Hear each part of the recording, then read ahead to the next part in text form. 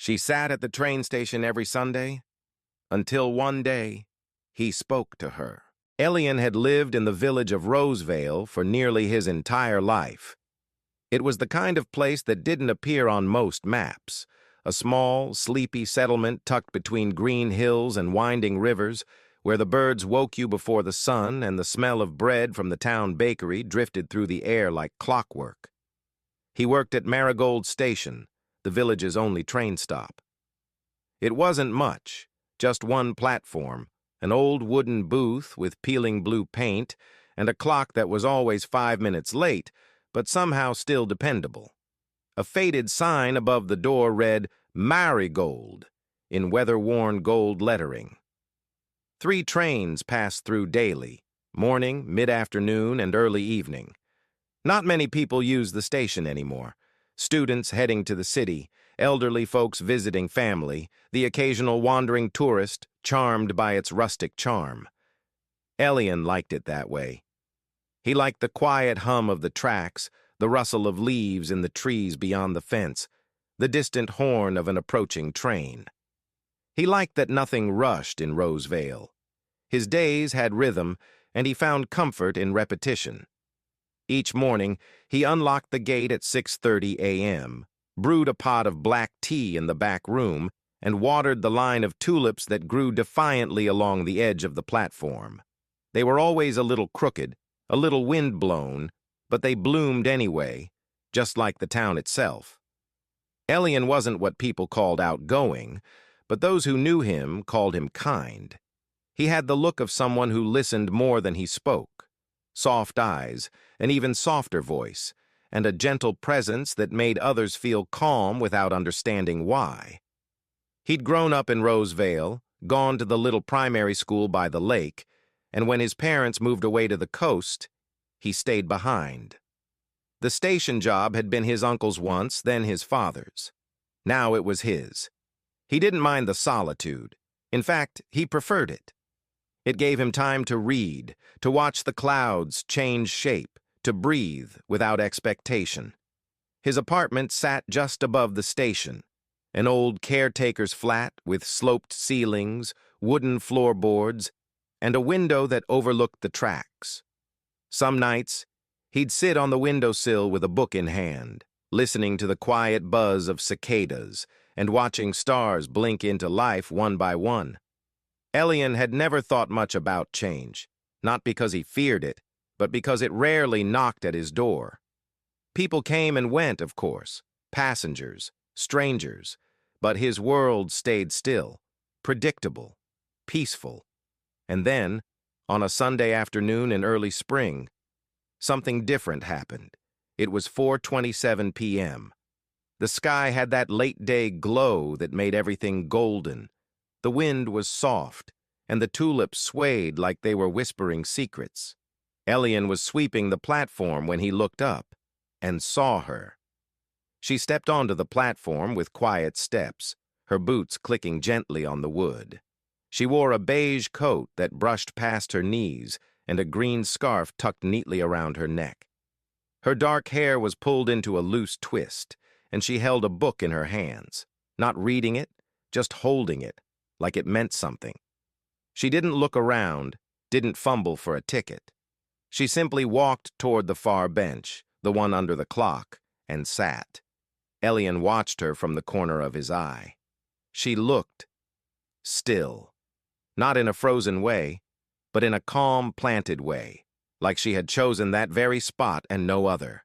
Her eyes, dark and thoughtful, stayed fixed on the tracks ahead. The train arrived at 4:30. She didn't move. People boarded and disembarked, chatting, waving, bustling with weekend energy. She didn't even glance at them. When the train pulled away at 4:38, she remained seated. At 5 p.m., she stood slowly, pressed the book to her chest, and walked away. She didn't speak. She didn't smile. But something about her, her presence, her quiet, lingered, even after she'd gone. Elian stood by the door of the booth, the broom still in hand, and watched the empty bench. The next Sunday, she returned. Same time, same coat, same bench. She didn't buy a ticket, Didn't speak to anyone, just sat, watched the tracks, held her book like a memory. Elian pretended not to notice, but of course he did. How could he not? On the third Sunday, it rained, lightly, like a whisper from the sky. She arrived with a small umbrella patterned with tiny yellow flowers. She sat, damp shoes tucked beneath her, and watched the rain fall onto the tracks. Elian brought her a cup of warm tea from the station's kettle and set it gently beside her on the bench without a word. She looked up at him, surprised, but only nodded in quiet thanks. That was the beginning. He didn't know who she was. He didn't ask, and she didn't offer. But from that day on, every Sunday at 4:27 p.m., she came. And Elian began to wonder, for the first time in a long time, what stories waited just beneath the silence. By the fourth Sunday, it had become something of a ritual, not just for her, but for Elian, too. He'd begin his afternoon sweep around 4:10 p.m., moving slower than usual, keeping an eye on the far end of the platform. He didn't admit to himself why, not yet. But there was something about her quiet consistency that pulled at him, like a thread slowly unraveling from a worn sleeve. She arrived, as always, at exactly 4:27 p.m. He checked. Every time. Same coat, same scarf, same calm steps. The only thing that ever changed was the weather. On sunny days, she'd let her hair fall loose. On windy days, she'd wear gloves and keep her head low. But no matter what, she always held that same old book, its spine soft, corners frayed, cover faded into something unreadable from a distance. Elian wondered if she actually read it, but she never opened it. She just held it close, resting it on her lap, fingertips gently stroking its edge, as though the book itself held more comfort than its pages ever could. One Sunday, she arrived early, by nearly 10 minutes. Elian was in the middle of refilling the tulip vases when he spotted her silhouette emerging through the station gate. She moved with the same quiet grace, but slower this time, as though every step asked her permission. She didn't sit right away. Instead, she stood at the edge of the platform, looking down the track, her free hand brushing the hem of her coat. Then, after a few moments, she turned and settled onto the bench beneath the rusted clock. Elian hesitated. He was holding a watering can, halfway between one planter and the next. He told himself he wasn't watching her, but when he accidentally poured too much water and splashed his boots, he knew otherwise. The train came and went, its brief burst of motion and sound only emphasizing the stillness she left behind. She didn't flinch when the horn blew. She barely looked at it. Her gaze passed through the train, through the passengers, through the moment, like she was searching for something that never stepped off. When she rose to leave, she paused just once, turning slightly, eyes lingering on the station booth. Elian was standing inside, pretending to study the timetable pinned to the wall. She didn't wave, didn't smile, but she saw him, and that changed something. On the sixth Sunday, it was cold enough to bite. Elian debated lighting the old station heater for the first time that year, but instead he boiled extra water for tea. He prepared 2 cups, just in case. When she arrived, her nose was pink from the wind, and her scarf was wrapped twice as tight. She sat with her shoulders hunched, the book tucked inside her coat. Elian waited a minute, then 2. Then, gently, he stepped out of the booth with one of the mugs. He walked toward her, stopping a respectful distance away. "It's strong," he said softly, holding the cup forward. "And hot. Might help." She looked up, eyes curious but unreadable. Then, slowly, she reached out and took it. "Thank you," she said, her voice quiet but clear. "That's kind." He nodded, then turned and walked back toward the booth. She stayed longer that evening. By the 7th Sunday, their silence was less of a wall and more of a room, one where neither needed to speak much to feel something settling between them, not familiarity, yet, but something like rhythm. It was during the 8th visit that she spoke first. "I like the tulips," she said as he passed by. Her voice startled him, not because it was loud, but because it finally came from her without prompting. He looked up. She was staring at the vase beside the bench. "They bloom in spite of the cold," she added. "They're stubborn that way," Elian replied with a small smile. That was it. But it was something. Each Sunday afterward, their exchanges grew. Barely a few lines, sometimes just a glance or a shared nod, but it built a space between them. Not a big one, just wide enough for possibility. Elian noticed more now. She always arrived early if it rained. She preferred to sit on the left side of the bench, never the right. She wore no jewelry except a single silver ring on a chain around her neck. He never saw her touch it, but he noticed how often her hand rested near it when she spoke. Once, he dared to ask her name. It was the 9th Sunday. A warm breeze swept through the station and the tulips bent in gentle surrender. She had just thanked him for the tea. "I'm Elian," he said after a pause. She looked up from the steam curling from her cup. For a moment, he thought she wouldn't reply. Then she said, "Mira." He repeated it softly, as though trying it on for size. "Mira, that's a beautiful name." She smiled, barely, but it reached her eyes. "Thank you. My mother loved stars. Mira's a red giant, dying light." Elian didn't know what to say to that, so he nodded slowly. "I think it suits you." She looked away, toward the track. "Most people say that and don't know what it means." "I'm not most people," he replied gently. And for the first time she laughed, quietly, shyly, like she hadn't used that part of her voice in a long time. The sound lingered in the air, like the final note of a song that refused to fade. And just like that, Elian's world, so full of routine and rhythm, had found a new kind of music. By the 10th Sunday, Elian had memorized the way Mira moved. It wasn't intentional. He didn't mean to notice every detail. But when someone appears in your quiet world like a soft wind through open windows, you can't help but listen. She always walked with a sort of gentle resolve. Not fast, not slow, just precise. As if her feet knew where to go before her mind caught up. Her scarf often trailed in the wind. Her boots, though modest, made the faintest thud on the planks of the platform, familiar enough now that Elian could hear her before he saw her. He never asked why she came, not because he wasn't curious, but because some stories demand to be told in their own time. Instead, he watched, not in the way that made people uncomfortable, but in the way that showed he cared.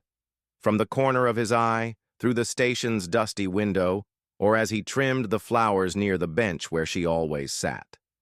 One afternoon, he noticed something new. Mira placed her book beside her, not in her lap. Then, ever so slowly, she rested her hand on the bench's empty right side. She wasn't fidgeting. It wasn't absent-minded. It was deliberate. Elian's gaze lingered on her profile, the gentle curve of her jaw, the way her lashes trembled just slightly in the breeze. She was remembering something. Or someone. That evening, after she left, Elian walked to the bench.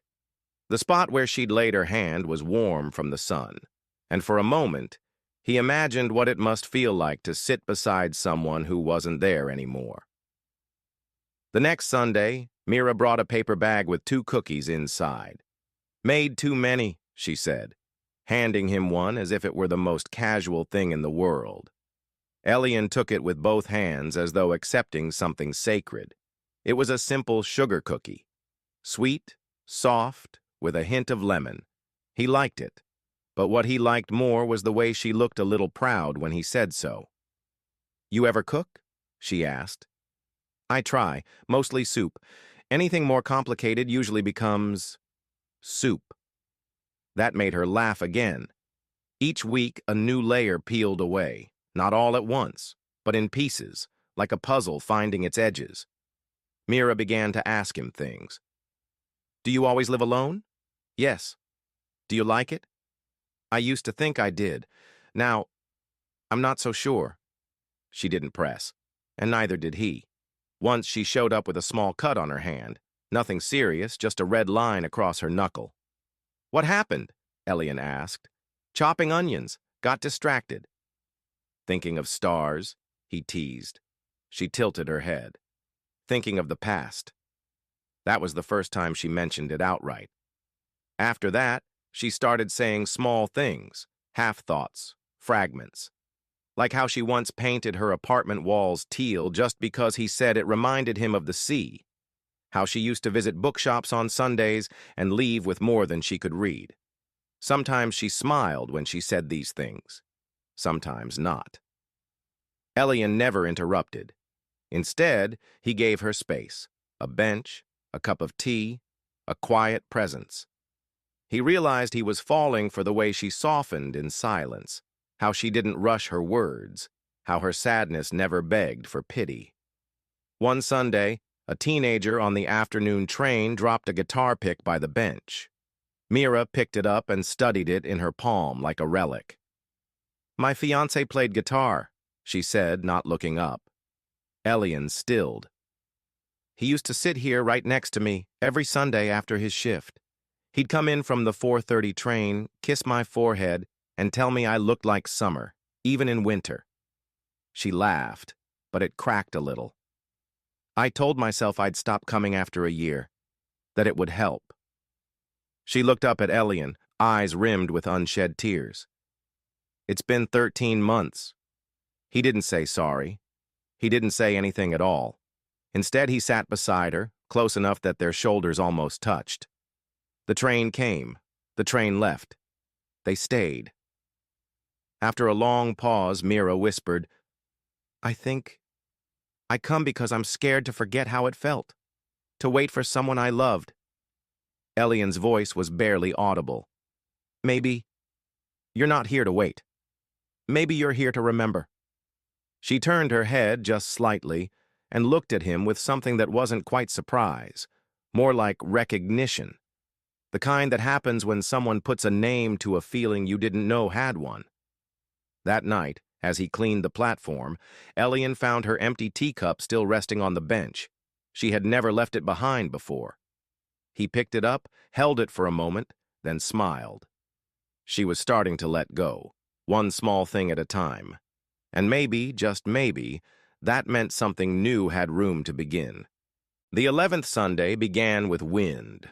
Not the kind that whips and howls, but the kind that carries stories in it. It tugged at the tulips, bent the trees just so, and scattered petals across the track like confetti from a celebration no one remembered attending. Elian stood at the edge of the platform, brushing his hands together after repotting a set of marigolds by the booth window. He'd started planting more flowers lately. He told himself it made the station look more alive, but it was Mira he thought of when he picked the colors. It was almost 4:27 p.m. He knew it before checking the clock. His body, his mind, they'd tuned to the rhythm of her arrival, each week, like a soft heartbeat against the stillness. When she appeared, her hair was down for the first time. It curled slightly at the ends, catching light like river water. She wore a navy sweater under her usual coat, and her boots were muddy from walking through the nearby orchard path. In her hands, she held a different book, smaller, bound in leather. Elian raised his eyebrows as she passed. New read? He asked. She paused, looked down at it. It's a journal. Thought I might try writing again. Anything in it yet? She smiled. Only a sentence. Do I get to know it? She hesitated. Someday. They sat together, not quite close, but not far either. Mira seemed more relaxed than usual, like something in her had exhaled. Elian handed her the tea. She didn't thank him anymore. She didn't need to. It had become their language. The train was late that day. 10 minutes, maybe 12. Mira opened the journal but didn't write. Instead, she traced the spine with her thumb and stared down the track. I keep thinking, she began, about how love and waiting feel the same sometimes. Elian glanced sideways. What do you mean? She didn't answer immediately. When Jonah and I first started dating, she said, we lived 2 towns apart. Every Sunday, he'd take the train here to meet me. We'd sit on this very bench for hours, talking, laughing, sometimes just watching trains pass. She looked toward the horizon. I used to wait for him like a child waits for the stars to come out, not because I doubted they'd come, but because I needed to see the sky light up. Elian said nothing. The wind carried her words gently toward the trees. And then, she continued, after the accident, I kept coming. I kept sitting here, same time, same bench, same book, as if maybe the waiting would bring him back. She laughed softly, shaking her head. It sounds foolish now. It doesn't, Elian said. It sounds human. She turned to him then, really turned, looking him in the eye. What about you? She asked. Have you ever waited for someone? Elian shifted slightly, then nodded. My sister, he said. Liana. She was younger, wild, curious, always asking questions no one could answer. She used to come to this station just to watch people. Said everyone was a story. Mira smiled gently. She sounds lovely. She was. She passed away when we were teenagers. Illness the doctors couldn't name fast enough. 1 week she had a cough. The next, she was gone. Mira lowered her gaze. I'm so sorry. I waited for her to get better. Then I waited for her to come back. After a while, I think I was just waiting to feel normal again. Did you? No, Elian said quietly. But I started planting flowers, and that helped. They sat in silence again. But this time, it wasn't the kind that separates. It was the kind that heals. The train finally arrived. Mira didn't look at it. She kept her eyes on Elian. And when the train left, she didn't rise. I think, she said slowly, this might be the last time I come here just to wait. Elian's heart stuttered. Will it be the last time you come at all? She looked surprised by the question, then softened. No, she said, but I think next time I'll come for something else. Elian nodded, trying not to smile too much. Something like tea and cookies? She grinned. Something like conversation. He looked at the leather journal in her lap. Will I ever get to read that sentence? Mira opened the cover slowly, then turned the book toward him. In neat, handwritten letters, it read, I didn't know healing could sit beside me on a bench. Elian felt something shift in his chest, a warmth, like the sun peeking through on a cloudy day. I'm glad I stayed long enough for you to write that, he said. She closed the book gently. Me too. The wind blew again, softer this time. And for the first time since she'd started coming to Marigold Station, Mira didn't watch the train leave. She looked at him instead. The following Sunday came with a sky so blue it felt borrowed. The clouds were nowhere in sight, and the sun painted everything gold, especially the marigolds Elian had planted in Mira's favorite vase. He arrived early that day, earlier than usual, wearing a navy sweater that matched the one Mira had worn the week before. He'd tell himself it was a coincidence. But it wasn't. At 4:26 p.m., he heard the familiar sound of her boots on gravel. This time, Mira brought something with her, a small thermos tucked under one arm and 2 paper-wrapped pastries in the other. She approached the bench, set the items down, and gave Elian a look that held just a hint of teasing. I thought I'd bring the tea this time, she said. He smiled. You sure you're not trying to steal my job? Only your kettle. They sat side by side, sharing honey-sweetened tea and lemon scones that tasted like summer.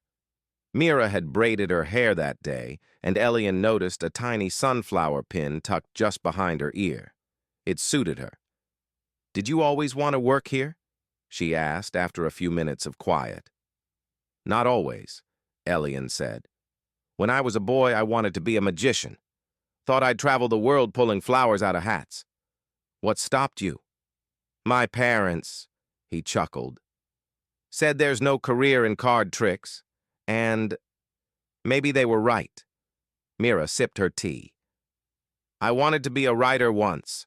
Maybe I still do. You already are, he said, nodding toward her journal. She looked down. Writing about grief isn't the same as creating new worlds.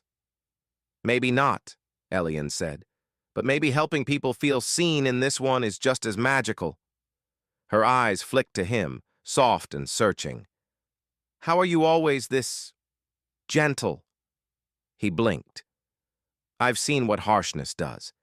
It never healed anything. They sat quietly for a while, watching two sparrows hop across the far end of the platform.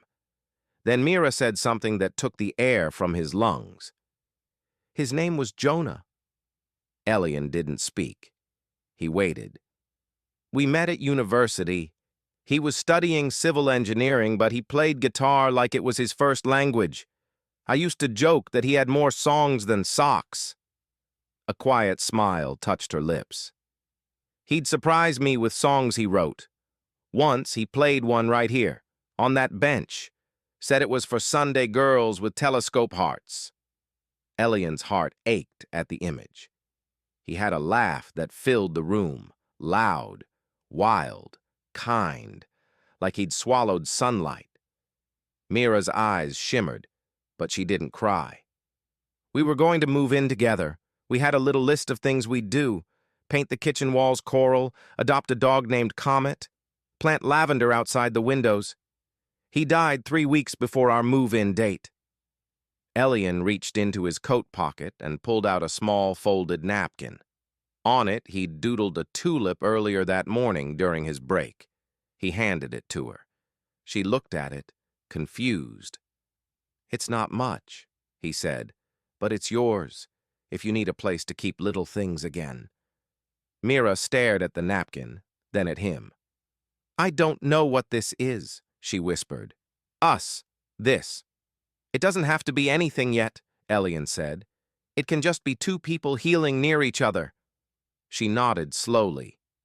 And if it becomes more? Then I'd be lucky, he said, without hesitation. A long silence followed, comfortable, whole. Then Mira asked, Do you think people can love again, after losing the person they thought was there forever? Elian looked toward the sky. I think sometimes love doesn't leave. It just learns to live differently, in new places, with new names. Mira was quiet for a long time. Then she opened her journal and wrote something down. Elian didn't ask what it was. She closed the book gently, looked at him and said, I don't feel guilty for smiling anymore. He smiled. That's good. No, she said. That's everything. Autumn arrived slowly in Rosevale. The leaves shifted from green to amber and the wind grew crisper, tugging scarves a little tighter and pushing the clouds along like quiet chaperones. The tulips were gone by now, replaced by pots of chrysanthemums and fallen leaves that collected at the station's corners. Elian swept them every morning, but by afternoon they always came back, like nature's way of reminding him that some things weren't meant to be tidy. He waited at the station that Sunday. 4:27 p.m. came and went. Mira didn't arrive.